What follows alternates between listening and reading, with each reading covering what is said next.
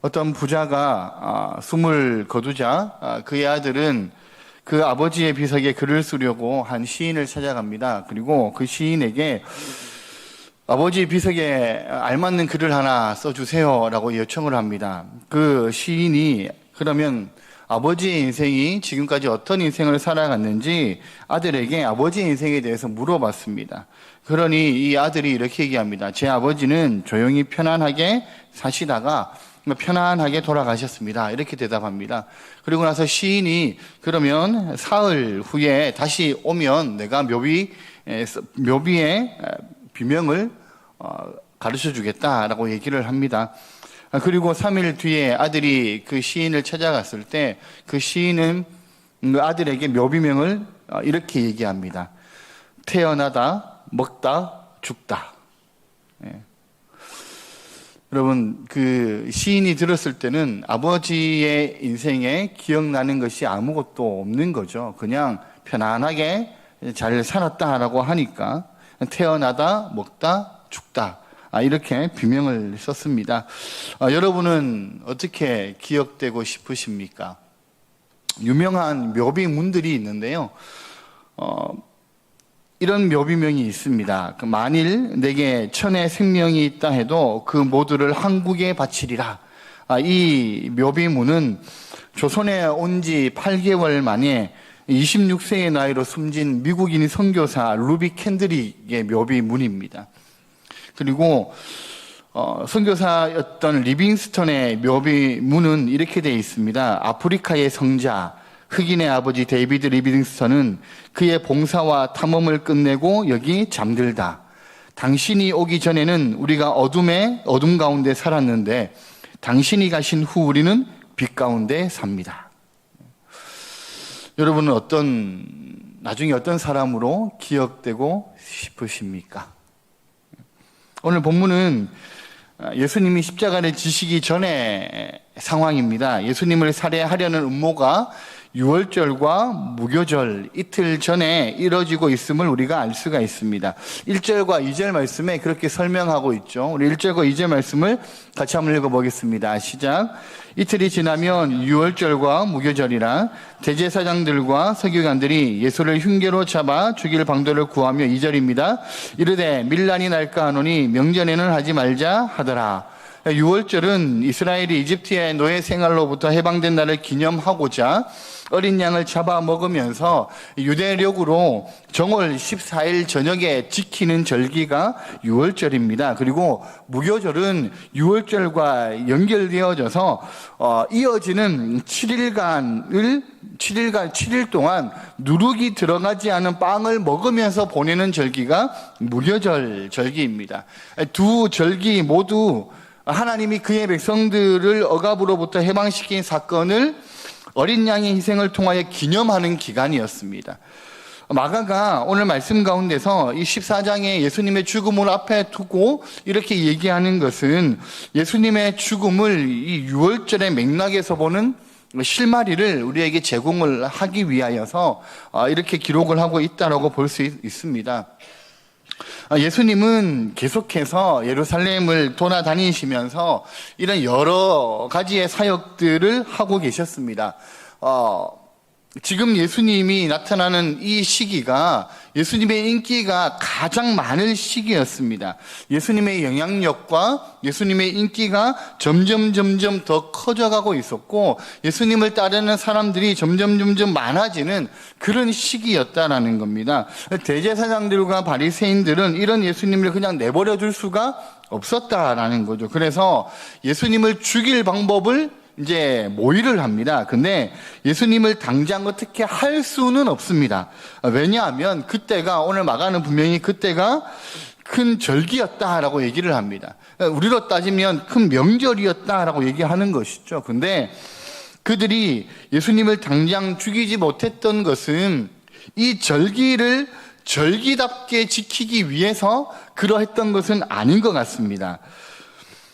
사실 유월절은 이 대제사장들을 가장 긴장시키고 경계케 하는 절기였습니다. 왜냐하면 이 어떻게 보면 가장 유대인들이 가장 중요하게 생각하는 절기인데 왜 대제사장들이 가장 긴장하고 경계하는 절기였을까? 우리가 생각할 수 있는데 당시의 대제사장들은 이스라엘을 점령하고 있었던 친로마적인 사람들이 많았습니다. 그래서 유대인들의 지도자였음에도 불구하고 로마 당국으로부터 여러 가지의 혜택을 누리고 있었던 사람들이 대제사장들이었습니다. 유월절은 이스라엘이 애굽에서 풀려난 것을 기념하는 자유와 해방의 어떻게 보면 절기였잖아요. 게다가 이 절기가 되면 예루살렘에는 수없이 많은 사람들이 몰려들어서 그야말로 북새통을 이루는 그 절기가 유월절이라는 겁니다. 여러분, 이런 절기에 어떻게 생각을 하면 로마에 대한 반란이 일어나기 가장 적합한 절기라는 것이죠. 왜냐하면 사람들이 그만큼 많이 모이기 때문입니다. 로마에 붙어서 이런저런 여러 가지 유익들을 누리고 있었던 대제사장의 세력들이 당연히 이 절기를 두려워하고 긴장하는 것은 당연한 것이죠. 그래서 유대인들의 반란은 곧 자기들의 기반을 잃어버리는 것이기 되기 때문에 긴장할 수밖에 없습니다. 이런 절기에 그 당시에 인기가 점점 높아져 가고 있었던 이 예수라는 청년을 잡아서 만약에 죽인다라는 것은 마치 그 예루살렘에 모인 수많은 사람들에게 반란을 일으켜라라고 얘기하는 것과 비슷한 그런 일들을 하게 되는 것이라는 것이죠. 그래서 그들은 절기를 피해서 예수님을 처리하려고 지금 모의를 하고 있다라는 겁니다. 여러분, 3절부터 갑자기 이야기가 베다니의 나병 환자의 집으로 옮겨집니다. 베다니는 예루살렘에서 동쪽으로 3km 정도 거리에 위치한 가까운 곳이었고, 예수님께서 예루살렘 입성 전에 타고 들어간 나귀를 준비시켜 놓았던 곳이 베단입니다. 그리고 예수님께서 그토록 사랑하셨던 나사로의 집이 있는 곳도 베단이었습니다. 아마 주인인 이 시몬은 나사로의 친구이거나 친척이었을 것이라고 여겨집니다. 그리고 그 당시에는 이미 나병을 다 고침받았을 것이다라고 생각이 됩니다. 예수님이 그의 나병을 고쳐주셨을 것이다 라고 보는 사람들이 대부분입니다. 그 식사 자리에는 아마 그랬다가 죽었다가 다시 살아난 나사로와 그의 가족들도 함께 했을 것으로 보입니다. 예수님께서 비록 치유되었지만 이 나병 환자의 집에 머무셨다라는 것도 놀랍지만 그 공간이 정결법상 부정한 공간이란 암시를 주기도 한다라는 것이죠. 여러분, 일부러 1절과 2절에서는 예수님을 제거하기 위한 모의를 나타내고, 그리고 10절과 11절에도 보면 똑같이 예수님을 제거하기 위한, 예수님을 팔기 위한 모의가 진행되고 있다는 것을 우리가 보게 됩니다. 그러면 이 마가는 어떻게 보면 이 3절부터 시작되어지는 이 아름다운 이야기를 예수님을 제거하기 위한 모의를 다루고 있는 이 1절과 2절, 10절과 11절 그 사이에 끼워 놓고 있는 거죠.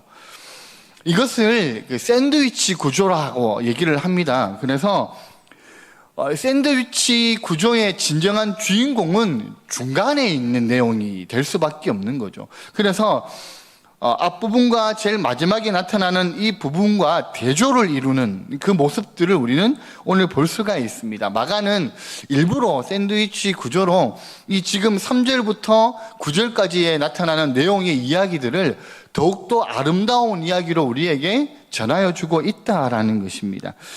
여러분, 이 이야기의 진정한 주인공이라고 얘기할 수 있는 여인의 헌신 행위는 종교 지도자들과 가룟 유다와 같은 악인들의 변절과 대조가 된다라는 거예요. 그것을 마가는 오늘 말씀을 통하여서 잘 보여주고 있습니다. 여러분, 거룩하고도 유명한 사람들인 대제사장과 서기관들, 그리고 예수님의 제자 가룟 유다는 거룩한 공간이 지금 있는 것이죠. 이 거룩한 공간에서 예수님을 살해할 음모를 지금 꾸미고 있는 반면에 마가가 의도적으로 나타내는 것이 뭐냐 하면 정결법상 부정한 공간. 그래서 마가는 3절에 보면 베다니 나병 환자 시몬의 집이라고 얘기하는 거거든요. 이미 나병을 다 치유받았음에도 불구하고 이 마가는 일부러 그렇게 공간적인 그 분리 그리고 대조를 나타내기 위하여서 일부러 이렇게 기록을 하고 있다라는 겁니다. 유명한 대제사장과 서기관들 그리고 제자인 가룟 유다는 거룩한 공간에서 예수님을 살해할 음모를 꾸미고 있지만 정결법상 부정한 공간이라고 여겨지는 이 베다니에 있는 나병 환자 시몬의 집에서는 여인이, 이름도 나오지 않는 여인이 멸시를 무릅쓰고 예수님을 향한 헌신과 사랑의 증표인 향유를 예수님의 머리에 붓고 있다라는 것이죠. 극명한 이 대조를 보여주고 있는 거예요. 마가가는요, 이 부분을 통해서 공간 전이를 보여주고 있는 겁니다. 거룩한 공간으로 여겨지는 곳에서는 예수님을 살해할 음모가 진행이 되고 있고, 부정한 공간이라고 여겨지는 그곳에서는 예수님의 길을 미리 보여주는 자기 희생이 진행되고 있다라는 것이죠. 그것을 예수님이 공간 전이의 주체가 되어서 마가가 그것을 우리에게 독자들에게 보여주고 있다라는 겁니다. 여러분, 이런 마가의 의도 안에서 보시면 오늘 3절의 내용에 어떤 내용이 나타납니까? 이 베다니 나병 환자 시몬의 집에서 식사를 예수님께서 하고 계시는데 그때 한 가지 사건이 일어나게 되죠. 한 여자가 매우 값진 향유, 곧 순전한 나드 한 옥합을 가지고 와서 그것을 깨트려서 예수님의 머리에 붓습니다. 이 여인이 누구인지에 대해서는 마가는 구체적으로 언급을 하지 않습니다. 근데 오늘 말씀과 병행구절이다라고 우리가 볼 수 있는 요한복음에는 이 여인이 나사로의 누이 동생 마리아였다라고 기록을 하고 있습니다. 요한복음 12장 3절의 말씀인데요. 같이 한번 읽어보겠습니다. 시작. 마리아는 지극히 비싼 향유 곧 순전한 나드 한 근을 가져다가 예수의 발에 붓고 자기 머리털로 그의 발을 닦으니 향유 냄새가 집에 가득하더라. 마가는 이 여인이 누구인지에 대해서 나타내고 있지는 않지만 병행구절에서 볼 때는 이 나사로의 누이 동생이었던 마리아다라고 기록을 하고 있다라는 것이죠. 그러면 왜 마가는 이름을 기록하고 있지 않고 왜 요한은 이름을 기록하고 있느냐? 이것은 보는 사람의 관점의 차이라는 겁니다. 그래서 그리고 그 봤을 때의 그 행동의 차이라고 우리가 볼 수가 있다라는 것이죠. 서로 다른 사건이 아니라 같은 사건을 봤지만 보는 관점과 또 보는 순서에 따라서 내용이 달라질 수 있다라는 겁니다. 여기에 소개된 나드는 이스라엘 학자들에 의하면 이스라엘 지방에서는 나지 않는 기름이래요. 나드는 인도에서 수입한 향기로운 기름이라는 겁니다. 그러니까 지금으로 얘기하면 수입품이라는 것이죠. 당시에는 그런 왕래들이 왕왕 일어났기 때문에 수입품 향유였다라는 겁니다.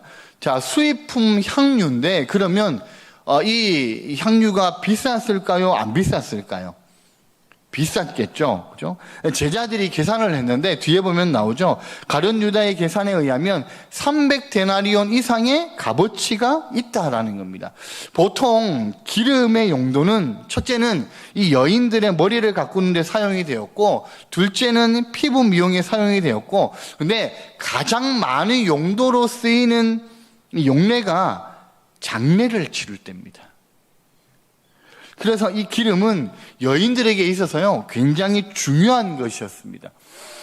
이 여인이 이것을 모으는데 얼마나 애정을 쏟고 힘들게 모았겠습니까?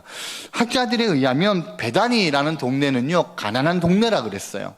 이 가난한 동네에 살고 있는 이 여인이 이토록 비싼 향유를 가지고 있었다라면 이것을 모으는데 얼마나 애정을 쏟았을지, 만약 이것을 부모님에게서 유품으로 받았다면 이 귀한 정도가 엄청나게 귀한 것이라는 것이죠. 아마 그 여인이 가지고 있는 것 중에 가장 귀한 것이고 어쩌면 가장 비싼 것일 수도 있다라는 겁니다. 그런데 이 예수님을 만나면서 자신에게 가장 가치가 있던 것이 이제는 아무런 가치가 없게 되었다라는 것이죠. 그래서 과감하게 옥합을 깨트려서 예수님의 머리에 부은 것입니다. 여러분, 그런데요, 4절과 5절에 보시면 우리 4절과 5절 말씀을 같이 한번 읽어보겠습니다. 시작. 어떤 사람들이 화를 내어 서로 말하되 어찌하여 이 향유를 허비하는가. 5절입니다. 이 향유를 300데나리온 이상에 팔아 가난한 자들에게 줄 수 있었겠도다 하며 그 여자를 책망하는지라.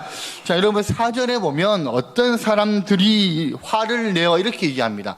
여기서 얘기하는 어떤 사람들이라는 것은 예수님의 제자들을 지칭하는 것이라고 볼 수가 있습니다. 여러분 가만히 생각해 보세요. 지금 열심히 식사를 하고 있는 중이에요.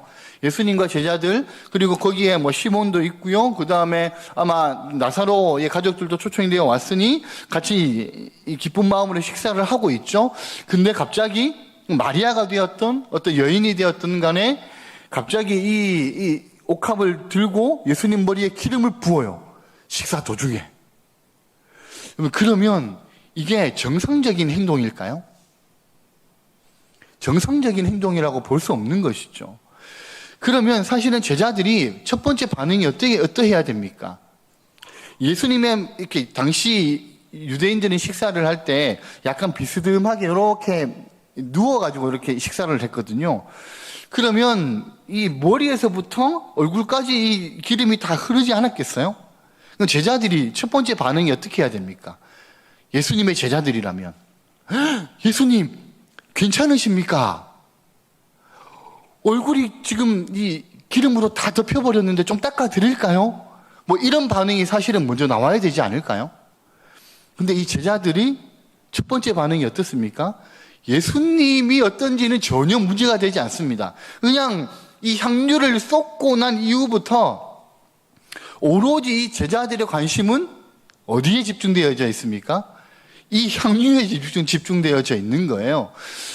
그러니까 지금 이 향유를 허비했다라는 것이 이 제자들에게는 너무 중요한 내용이라는 것이죠. 예수님은 안중에도 없습니다. 그냥 이들에게는 이 향유만 눈에 들어왔다라는 것이죠. 여러분, 이 향유를 허비하였고 그것으로 가난한 자들을 구제할 수 있었다라면서 이 여인을 책망을 합니다. 제자들이 이 여인을 나무라면서 왜 하필이면 가난한 자들을 돕는 일을 들먹였는지 우리가 거기에 대한 이해를 하려면 그 당시의 유대인들의 사고방식을 우리가 좀 이해할 필요가 있습니다. 유대인들이 굉장히 중요하고 또 가치 있게 여기는 일이 하나 있는데 그것이 뭐냐 하면 가난한 이웃을 돕는 겁니다.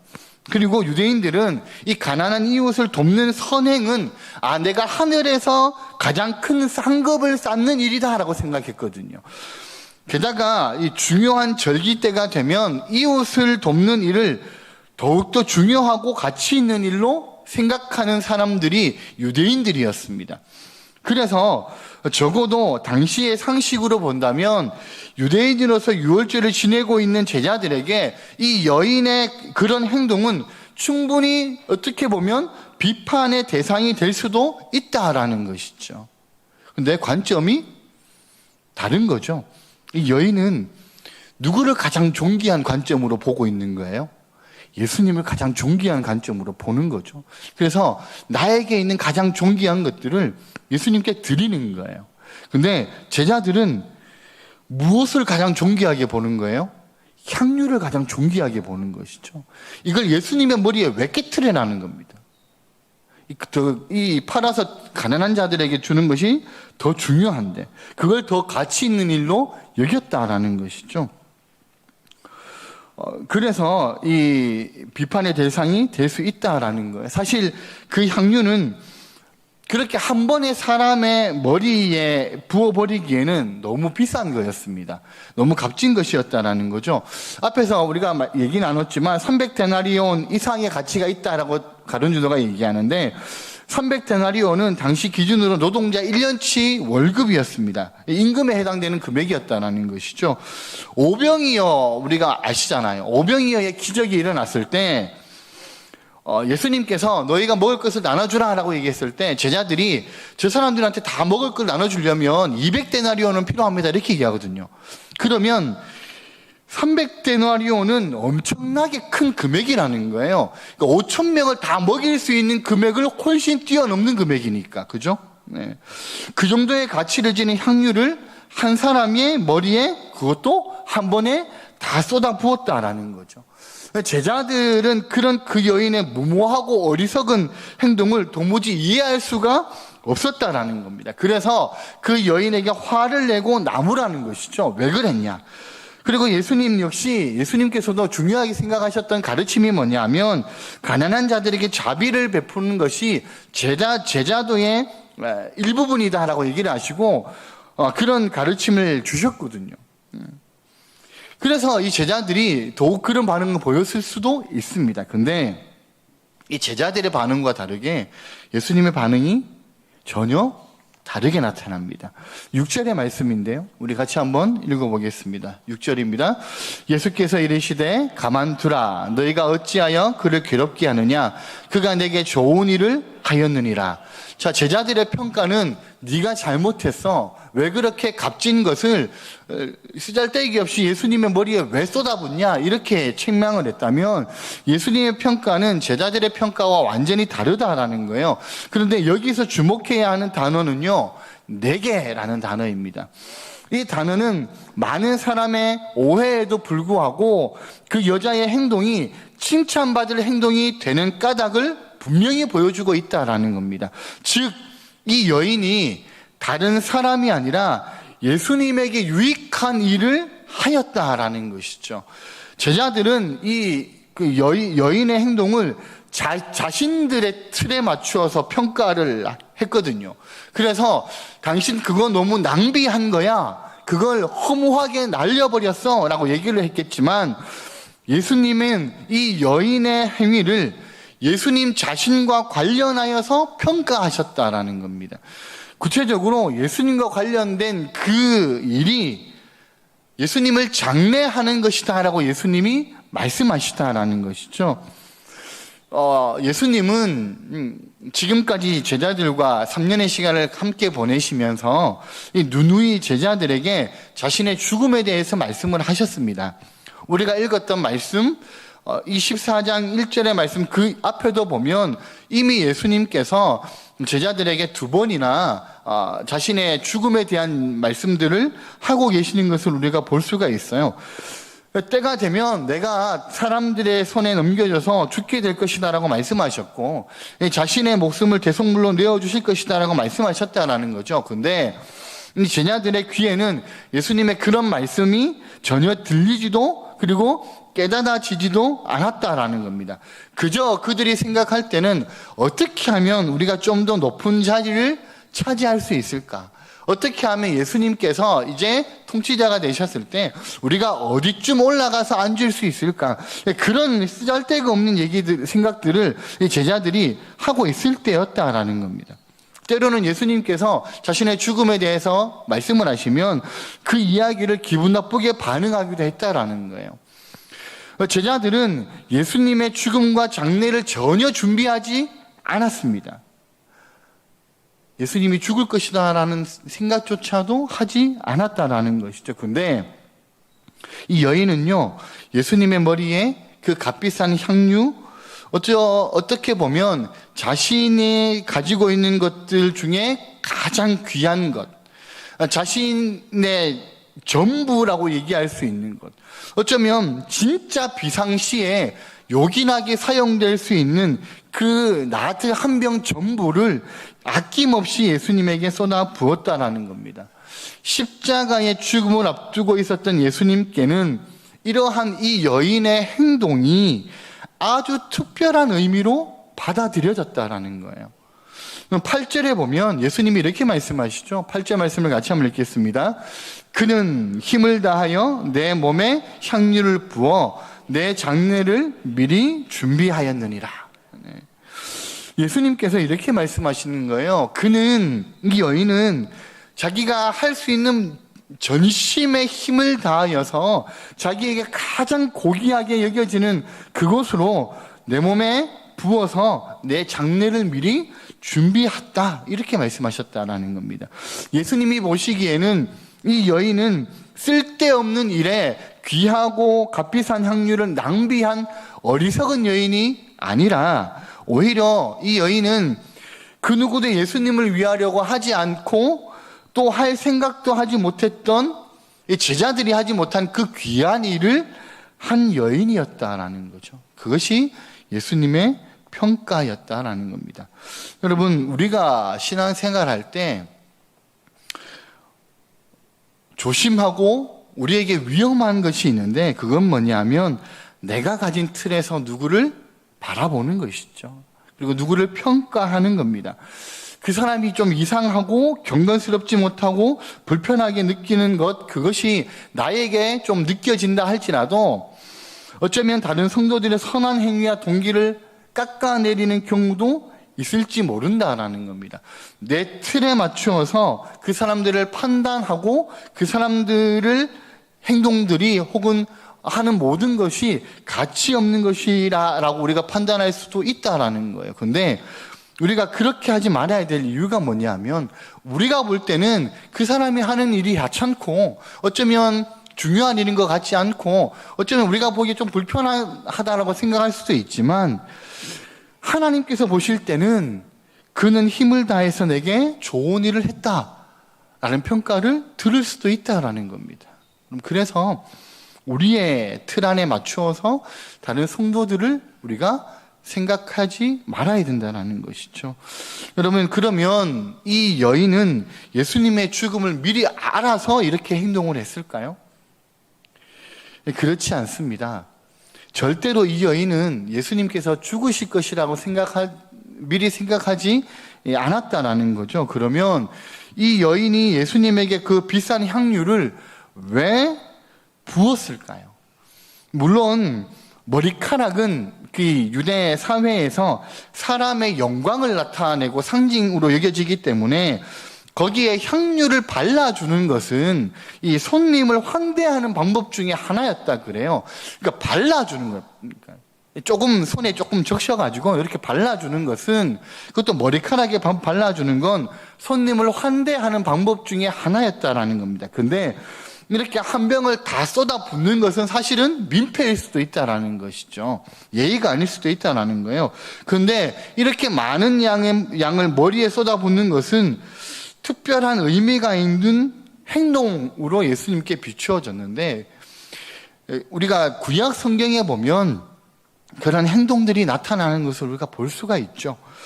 여러분, 구약에 보면 머리에 기름을 붓는다라는 행동은 특별한 의미를 가지고 있는 행동이고 장면이라는 겁니다. 사무엘상 10장 1절에 보면 사무엘이 사울의 머리에 기름을 붓는 장면이 나오고요. 또 16장 13절에 보면 다윗의 머리에 기름을 붓는 장면이 나옵니다. 여러분, 이 두 장면 모두 어떨 때 사용되는 장면입니까? 사울과 다윗을 왕으로 세우는 예식이었다라는 것이죠.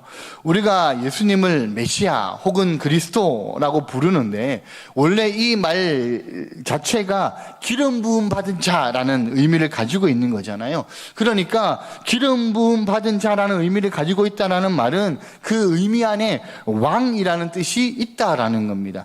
우리는 여인의 행동을 충분히 이런 맥락에서 생각할 수 있다라는 거예요. 무슨 말입니까? 이 여인은 이 예수님의 머리에 기름을 부으면서 자신의 신앙 고백을 예수님께 지금 드리고 있는 거예요. 어떤 신앙 고백입니까? 예수님, 당신이 나의 왕이시고 나의 메시아이십니다. 지금까지는 나에게 있어서 이 향유가 가장 존귀한 것이었고 가장 값진 것이었는데 지금부터는 예수님이 나에게 가장 존귀한 분이십니다. 그런 신앙의 고백이 이 여인의 행동에 있다라는 겁니다. 여러분, 그 예수님께서도 분명히 그 여인의 그 마음을 아셨다라는 거예요. 그리고 그 생각을 아셨다라는 겁니다. 그렇기 때문에 예수님이 이 제자들이 이 여인에게 뭔가 잘못했다라고 얘기를 할 때 예수님께서 가만히 두어라라고 얘기하시는 것이고요. 나를 위해서 준비했다라고 말씀하시는 거죠. 그러면 예수님은 분명히 자신의 장례를 준비했다 이렇게 얘기를 하셨거든요. 근데 이 여인이 한 행동은 사실은 장례를 준비하는 행동은 아니었다라는 겁니다. 근데 왜 예수님은 이 여인이 장례를 준비했다라고 얘기를 하셨을까요? 그것은 예수님께 향유를 부어서 이 예수님의 죽음을 준비하는 것, 그것과 예수님을 왕으로 인정하고 고백하는 일이 동일한 일이기 때문입니다. 왜 그렇습니까? 예수님이 이 땅에 어떻게 오셨습니까? 가장 낮은 자의 모습으로 오셨습니다.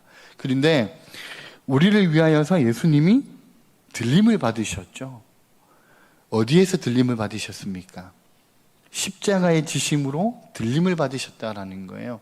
여러분, 예수님은 십자가 지심을 왕자로 삼으셨다라는 겁니다. 그리고 그 험한 십자가에서 자신의 목숨을 자기 백성들을 내어 주심으로써 진짜 우리의 왕이 되셨다라는 거죠. 그 왕께서 우리의 죄를 다 담당해 주셨다라는 겁니다. 그러니까 예수님의 입장에서는요, 이 여인이 예수님의 왕되심을 고백하는 일과 앞으로 예수님의 장례를 준비하는 일이 정확히 같은 일일 수밖에 없었다라는 것이죠. 그렇기 때문에 예수님께서 이 여인의 행동을 그렇게 말씀하셨다라는 겁니다. 여러분, 그러면 이 여인이 예수님께 드렸던 이 헌신의 결과, 예수님을 가장 고귀한 그리고 존귀한 분으로 여긴 그 행동의 결과가 어떤 결과를 가지고 오게 됩니까? 9절 말씀인데요. 9절 말씀을 같이 한번 읽어보겠습니다. 같이 읽습니다. 시작. 내가 진실로 너희에게 이르노니 온 천하에 어디서든지 복음이 전파되는 곳에는 이 여자가 행한 일도 말하여 그를 기억하리라 하시니라. 자, 9절 말씀에 보면 이렇게 말씀하시죠. 내가 진실로 너희에게 이르노니, 너희라는 말은 그 자리에 함께하는 사람들, 특히 제자들을 얘기하는 것이죠. 온 천하에 어디서든지 복음이 전파되는 곳에는 이렇게 되어 있습니다. 그럼 복음이 무엇입니까? 예수 그리스도가 우리를 위하여 이 땅에 오셨고 우리를 위해 십자가에 죽으셨고 그분이 부활하셨고 다시 오신다라는 것이 복음이잖아요. 이 여인이 이 예수님에게 예수님이 나의 왕이시고 나의 메시아십니다라는 그 고백을 한 것처럼 그것이 복음인 것이잖아요. 그러니까 예수님의 죽으심, 예수님이 십자가에 달려 죽으신 이 모든 행동, 행위, 그것이 복음인데, 이 복음이 전파되는 곳곳마다 누가 한 행동도 함께 전파된다라는 거예요. 이 여인이 한 행동이 함께 증거가 된다라는 겁니다. 그리고 그것이 기억될 것이라는 거예요. 그러니까 예수님께서 이 여인이 예수님께 드린 이 향유를 붓는 행위를 복음과 연결시키신다는 것이죠. 복음이 전파되는 곳곳마다 예수님의 죽으심과 부활하심과 다시 오심이 기록되어지는, 그리고 선포되어지는 그 곳곳마다 이 여인이 한 행동도 함께 전파되어지고 함께 기억되어질 것이라는 겁니다. 여러분, 그것이 이 여인이 주님 앞에서 쏟았던 예수님을 향한 사랑과 헌신의 고백이 전파되는 것이죠. 여러분, 근데 우리는 10절과 11절에 보면 전혀 다른 장면을 만나게 되죠. 10절과 11절 말씀인데 우리 마지막으로 같이 한번 읽어보겠습니다. 시작. 12 중에 하나인 가룟 유다가 예수를 넘겨주려고 대제사장들에게 가매 그들이 듣고 기뻐하여 돈을 주기로 약속하니 유다가 예수를 어떻게 넘겨줄까 하고 그 기회를 찾더라. 그죠? 9절에 보면 복음이 전파되는 곳에는 이 여자가 행한 일도 말하여 그를 기억하리라 이렇게 되어져 있습니다. 근데 10절과 11절에 보면 어떻게 보면 사실은 왕이신 예수님에게 진짜 기름을 부어야 되는 이 대제사장들과 제자가 도리어 어떻게 기록이 되고 기억이 되는 거예요? 예수님을 죽이는 자로 기록이 되고 기억이 되더라는 것이죠. 복음이 전파되는 곳곳마다 이 예수님께 향유를 끼어드린 이 여인은 예수님을 위하여서 헌신과 사랑의 고백을 한 여인으로 기억이 되어지지만, 복음이 전파되는 곳곳마다 이 종교 지도자들과 가룟 유다는 예수님을 죽인 자로 기록이 되어져 있다는 겁니다. 여러분, 우리에게도 지금 대제사장들과 가룟 유다는 예수님을 판 제자, 그리고 예수님을 죽이기 위해 공모한 종교 지도자로 기억이 되어져 있잖아요. 복음에 합당한 행동을 한 사람은 종교적인 수장도 아니었고 예수님의 제자도 아닌, 오늘 마가에 의하면 이름도 나오지 않는 여인이었다라는 겁니다. 여러분, 아마 초대교회에 이 복음이 전파될 때마다 이 여인이 행한 일도 함께 기억이 되었을 겁니다. 그렇기 때문에 오늘 우리에게까지 이 여인이 기억이 되고 기록이 되어져 우리 앞에 나타나는 것이죠. 여러분은 어떻게 기억이 되고, 여러분은 어떻게 기록이 되고 싶으십니까? 어떤 삶을 살아가 하나님의 사람으로 기억이 되고 싶으십니까? 앞에 우리가 예화를 잠깐 나누었던 것처럼 평생 잘 먹다가 잘 죽었다, 이렇게 기록이 되고 싶으십니까? 아니면 하나님의 사람으로 이렇게 살아갔다라고 기억이 되고 기록이 되고 싶으십니까?